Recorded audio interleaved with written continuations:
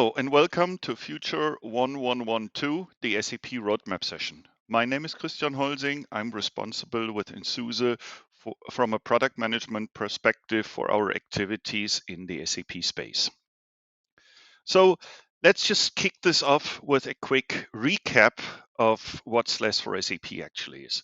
So SLES for SAP is no different than the SUSE Linux Enterprise Server. In fact, it inherits everything from the SUSE Linux Enterprise Server.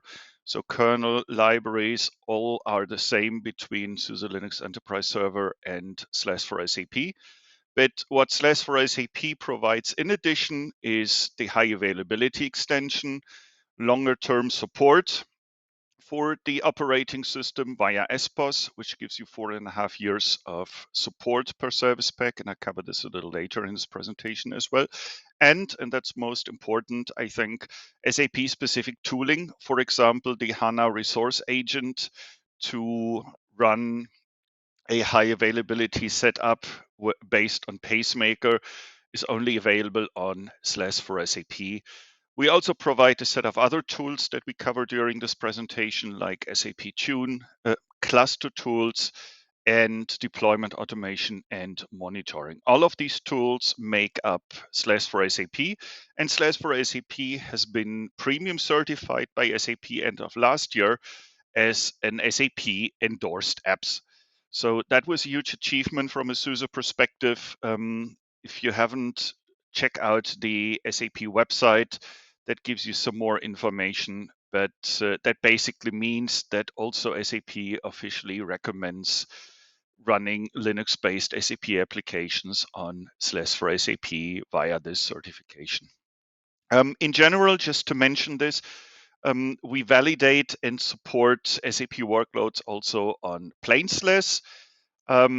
Obviously, if, as I said before, if you want to run HANA in an HA setup, you will need SLES for SAP, and SLES doesn't include the SAP specific tooling. So when we talk about roadmap and where we're going for this fiscal year, we basically identified three main areas, which are simplify, strengthen, and promote. So what we mean here is, first of all, simplifying the product, the adoption, the operation, strengthen to really harden the OS, make sure that HA is rock solid, those kind of topics. And promote is basically drive adoption of the tools that we provide as part of the product with hardware vendors and cloud service providers, some of which I'm going to mention during this presentation here. Now, when we talk about roadmap, then let's start with what we delivered with SLES 15 SP2. And that was basically the initial version of the deployment automation and monitoring. That is part of 15 SP2. We have provided significant updates to SAP tooling. Subtune saw version 2.0, cluster tools saw a major update, and we included the SAP related support config so that customers running SAP workloads wouldn't need to download these components from our support website. It's just part of SLES for SAP now. We've also reworked workload memory protection, which basically ensures that if you have other workloads on the same server that require a lot of main memory, that the SAP workloads don't get swapped. And as I said before, we inherited a couple of important features from the plain SLES server, which is the major kernel updates, which now allow us to support the latest Intel and IBM power generations. And as well, obviously, we inherited the major updates to key libraries. So with SP3, which is due in a few weeks, we're going to provide a couple of key new features and key new enhancements. So looking at this from the simplify, strengthen, promote angle, first of all, we continue to innovate in the deployment automation and the configuration automation for S4HANA, SAP HANA, and SAP NetWeaver. we're looking into a simplified HA setup, which obviously is quite an overlap here and part of the deployment automation already. And we're looking into enhancing the open source based monitoring solutions with SP3 even further. From a strengthen perspective, HA will see a configuration validation, and we're going to update the major tooling again to newer versions, especially subtune, which we will also cover later in this presentation. And promote, as I said, we're looking to drive the tools into SIs and CSPs and hardware vendors. So since we released deployment automation and monitoring, we had quite some discussions with SIs, CSPs that are looking to incorporate the deployment automation or our monitoring exporters into their own solutions. And that's basically what we mean here. Obviously, we're also working very closely with SAP and SAP clients also in the container-based area. So we cover that at the end of the presentation with SAP Data Intelligence. But we're also working closely with SAP in the Gartner area and drive collaboration forward with SAP here. Okay, so when we look at where SAP customers are running and deploying SAP workloads these days, from a HANA as a database and NetWeaver as the application server perspective, SLES for SAP basically supports all the various deployment methods, may it be on-premise deployments with x86 or IBM Power Systems or IBM Mainframe for NetWeaver-based workloads. So HANA isn't validated on the IBM mainframes. Just to state that briefly, we are supporting virtualized deployments with all major hyperscalers. We are right now working on validating HANA on KVM again. So stay tuned if you're relying on KVM as your hypervisor. Then you will see the validations being published in the next few weeks, hopefully. And we're also working closely with hyperconverged deployment providers like Nutanix, where we support SLES for SAP the very same way. And obviously, with a lot of customers moving over to cloud-based deployments, we have very close relationships with all major CSPs, especially those that SAP is working closely with in the Rise for SAP program, but also outside of that. Just to call out Microsoft Azure, Amazon Web Services, Google Cloud Platform, IBM SoftLayer, or Ali Cloud. Just to mention the big ones, but we obviously also have relationships to MSPs, and you can run your SAP workloads on any of these platforms, and that is fully supported. For the CSPs, for example, just to mention that SUSE actually provides the base images and keeps them updated. So that's a big difference to the competitors, where basically every CSP is building their own image. So for us, we ensure that customers running on the hyperscalers will actually have the latest versions available in the respective marketplaces. Good. I already briefly spoke about Lifecycle. SLES for SAP shares the same lifecycle as plain SLES, with one exception. I mentioned that already on the first chart. Every service pack of SLES for SAP is supported for 4.5 years, with 1.5 years of full proactive support like SLES and 3 years of SPOS support, which is basically similar to LTSS. So customers can basically, with that, stay longer with their SAP system on a given service pack, avoid downtimes and updates if they choose so. But obviously, they can just move to newer service packs earlier as they want. The basic idea here is really to align better with hardware replacement cycles and give customers an opportunity to not upgrade and, as I said, have downtimes for that. Obviously, we do quite some magic here with the update cycle. So within a given service pack or a given code stream, you can just do online upgrade going from SP1 to SP2, for example. It's just something that Yast supports, where you basically change the repositories, run the update command, reboot the server, and you're on the new service pack. If you want to move from SLES 11 or SLES 12 to SLES 15, then that's something we call an offline upgrade. That's basically going through the ISO image, either as burned on a DVD or mounted. Both options are possible, and that helps you to do the upgrade here. That's a little more work than the online update, but it's very similar. And in the end, it's simple for you as a customer to migrate from 12 to 15. During this migration, as I said, we do quite a bit of magic, but when you move, for example, from big endian to little endian on an IBM Power system, from SLES 11 SP4 to SLES 15, that would still require a HANA database export, or a database export in general, not only for HANA, to convert the database. But that's also true if you switch architecture. That's not going to be an online upgrade here in this case.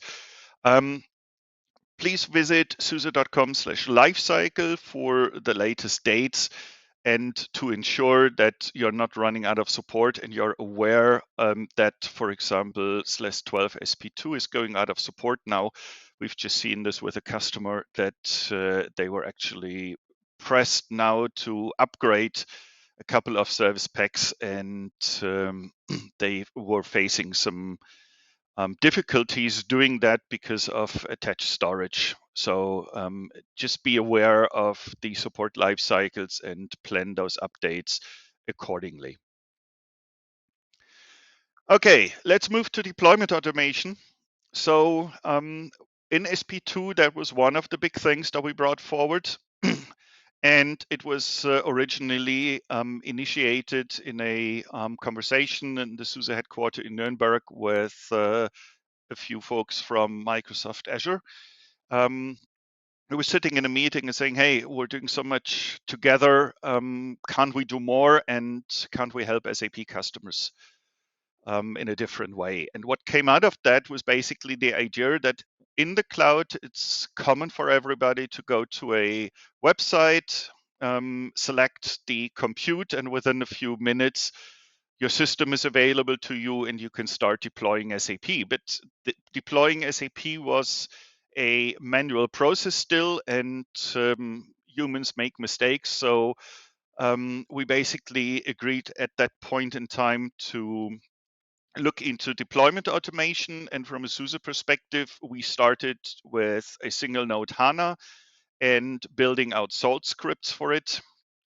And that was so successful, and we were so quick getting this done, that we just took this forward, clustered the HANA, integrated the whole pacemaker setup, and then looked into the NetWeaver servers with the ASES ERS and a couple of additional nodes and the respective pacemaker setup.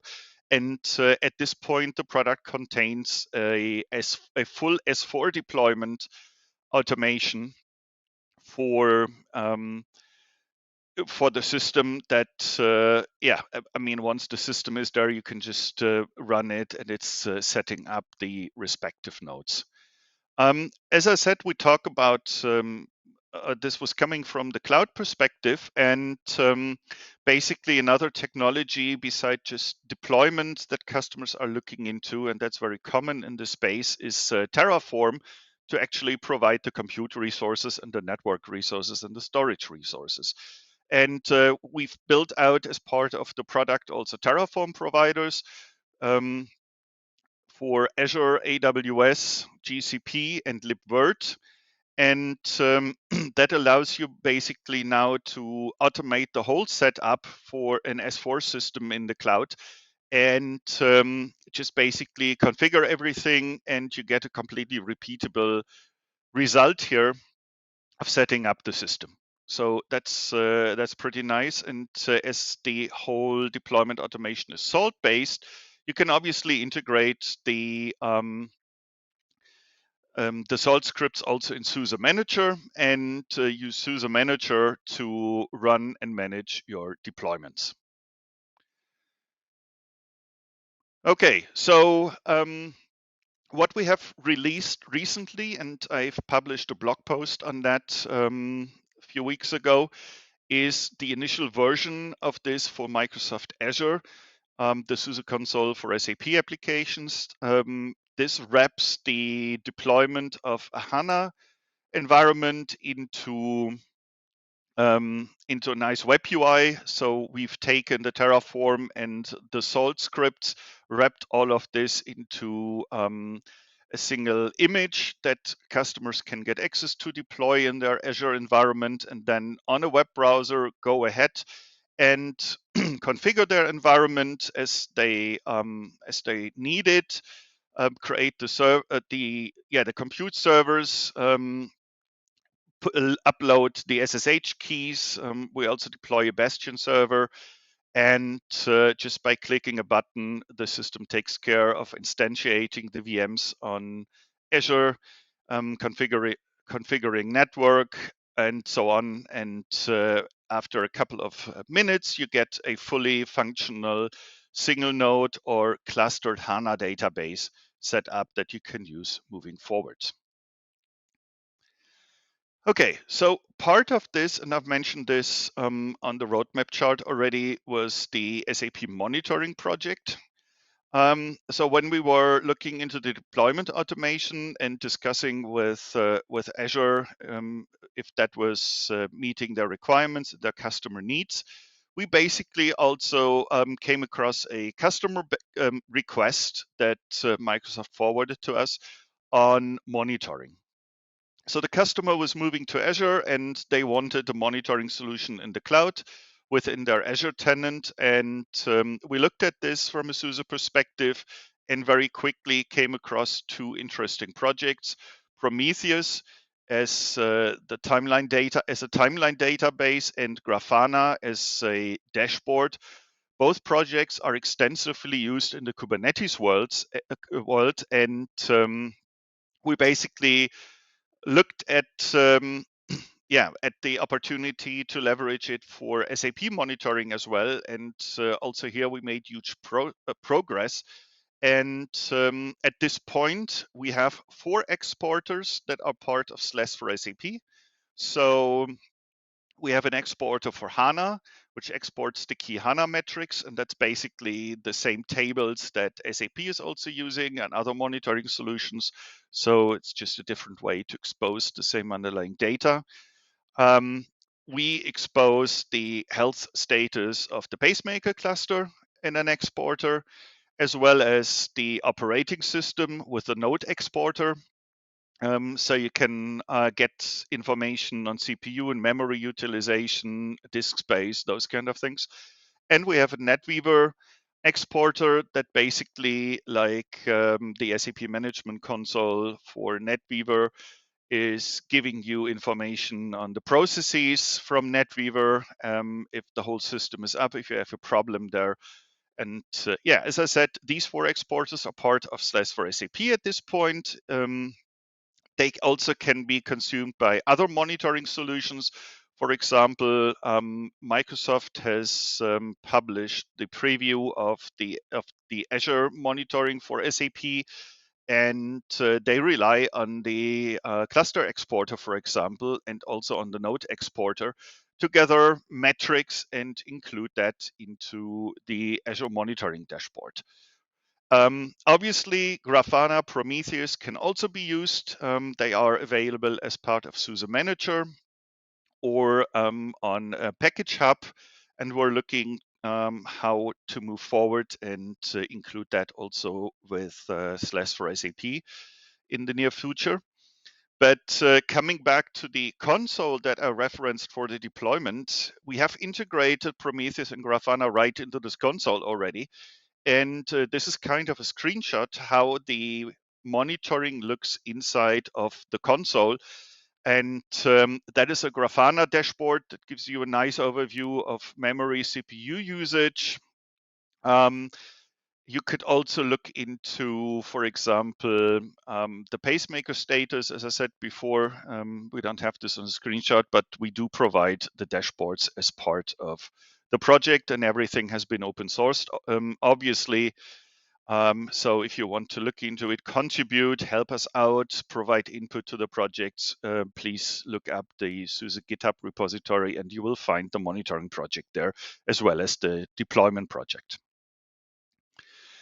So where we're planning to take this, and you should have seen in the keynote from Wojtek and Marcus a little glimpse on this with Project Trento, is basically enhancing the SUSE console for SAP applications even further. So we started with the deployment, but what we realized with the discussion we had with customers is that actually we do need to focus on the day two operations, with a lot of customers coming from Windows environments, moving to HANA, and with that to Linux for the first time. We're looking with Trento to provide a web-based user interface, which is simple and which gives an SAP admin an easy access to the underlying Linux operations. And the intent is over the next couple of months to really build out a set of key features in Trento or the SUSE console for SAP applications, which is monitoring and log analysis. So the monitoring, you've seen a glimpse on. There's also log analysis that aggregates logs from the different nodes and helps you to query them in a much easier way. We're looking into building the configuration checkers into Trento. So to give you peace of mind that actually you've configured your system properly, and in case of a failover case, the configuration works and you're good to go. We're also thinking about integrating support connectivity to just make it very simple for you to gather all the required information when you open a support case with SAP or SUSE. And we want to look into patching and configuration management to really give you help and peace of mind here for your business critical SAP systems, giving you a way to go back, giving you compliance overview. The subtune plays into this for the system being compliant with SAP recommendations. So it's an interesting area. And we're intending to do this for on-premise and cloud, obviously. So it will cover the whole span of the deployment options. Now, with Trento, basically here are just a set of screenshots. We are intending to do a few sessions through Braindate, I think, to discuss this further and hopefully arrange some demos where we are. But this is basically at the time of the recording where we are. Trento, by installing a single Trento agent or starting a Trento agent on your SAP nodes, will just auto-discover your environment. You don't need to configure anything.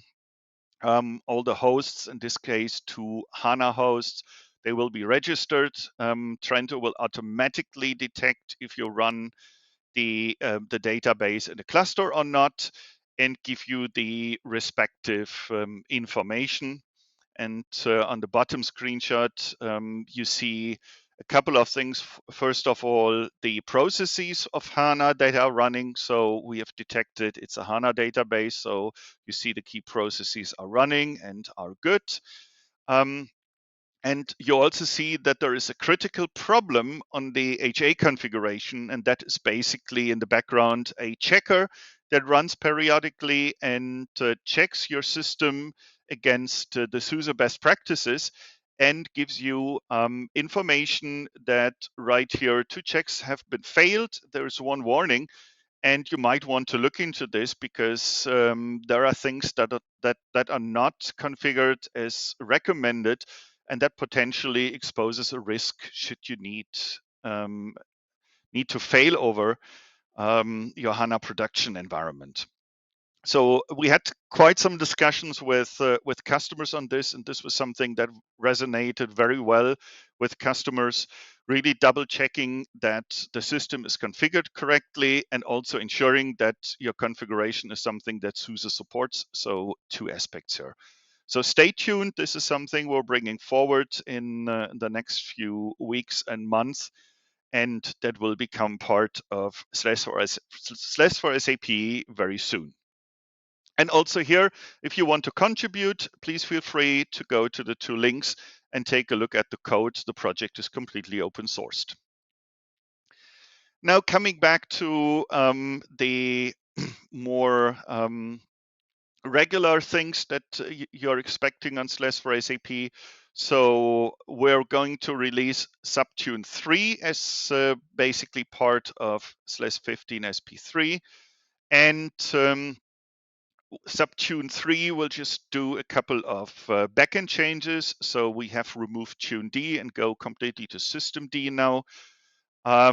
We embrace staging now, so that you can explicitly apply certain changes. There will be conditional configurations, which is a huge step forward based on basically your hardware vendor, based on the environment you're running in, like cloud. So there will be dedicated cloud support, as SAP is publishing notes and recommendations now also for the cloud service providers. We're working with Azure, AWS, and Google at this point to implement the SAP nodes. As you see here, we're also interacting with the key hardware vendors. And from that perspective, Subtune is just making a huge step forward in Subtune 3 to basically provide even more value than it already does. One other aspect that we've heard in the Linux lab in Waldorf when we were talking to hardware vendors and SAP was also sysctl. So there have been a couple of support cases, and Subtune 3 will now also embrace checking the sysctl, not only the other recommendations, to ensure that you're within the SAP recommended guidelines. And Subtune also in 2 allows you to not implement things only, but also to validate your system on an ongoing basis, and to just double check if you're okay, or if there are things that expose your during operations to a risk. And as I said before, we plan to integrate this down the road into the console, and just make it with that much more consumable.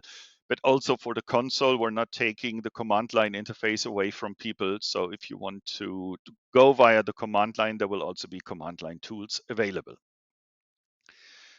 Okay, covering high availability.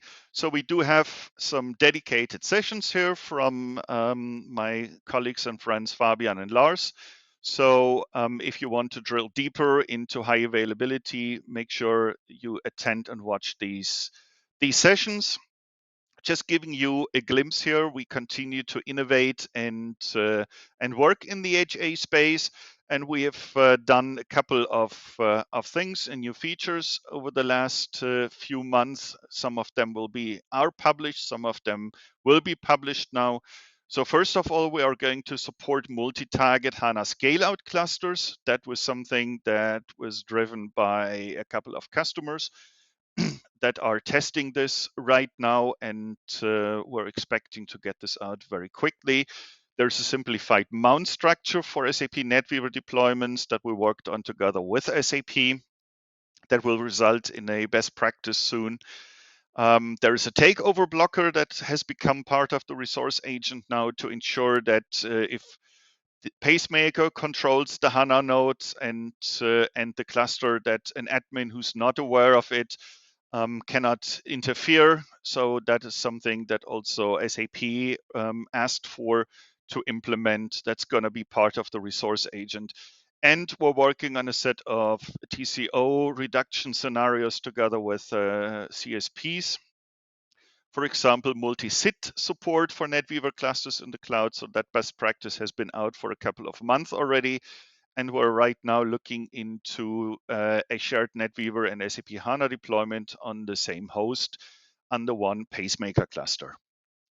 So those things you can expect to come forward very soon. As I mentioned before, in the high availability space, what we're also looking into besides features and functions is simplification. So we hear quite often from customers that they struggle with configuration. It's perceived as very complex. And as you've seen on Trento, we're looking into the configuration check. We have the initial version built out. And the real idea is to basically ensure on an ongoing basis that you are within given parameters, that if you have a NSI providing operation to you, that you can see the SI is doing okay. And based from the initial version, we want to take this forward and connect it to support findings down the road, potentially looking into recommendations based on the platforms. So it's only the start where we are from the configuration checker right now. And as I said on the roadmap chart as well, deployment automation and configuration is the second aspect. So the checking the configuration is good and needed because admins tend to change that from time to time. At the same time, we want to simplify the configuration and setup of the HA stack, and these tools are also there, and we'll keep innovating on them. Okay, to wrap the session up, let's take a look a little bit outside of the SLES for SAP area. So two other things I just want to mention here to close the session out is, as I said on the roadmap chart, container-based workloads. That is something the industry is looking in, also SAP. And we have been collaborating with SAP in the data intelligence space. There is also a dedicated session on data intelligence from my colleague Kevin Klinger. So take a look at that if you want to go deeper. The team, including Kevin, has worked on the validation of data intelligence for SUSE Rancher. At this point, RKE is validated, and also RKE1 is validated, and RKE2 is also validated in the meantime. So, if you want to use data intelligence on premise and you're looking for a Kubernetes environment, Rancher RKE is now validated.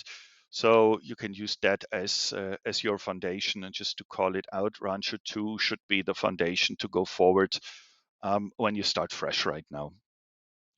Just to recall this, data intelligence also uses SUSE containers as part of the product. So we're working very closely with that team as well. And as I mentioned, we're contributing to SAP Gardener and work closely with that team in SAP as well. So that's a few words on the container-based workloads.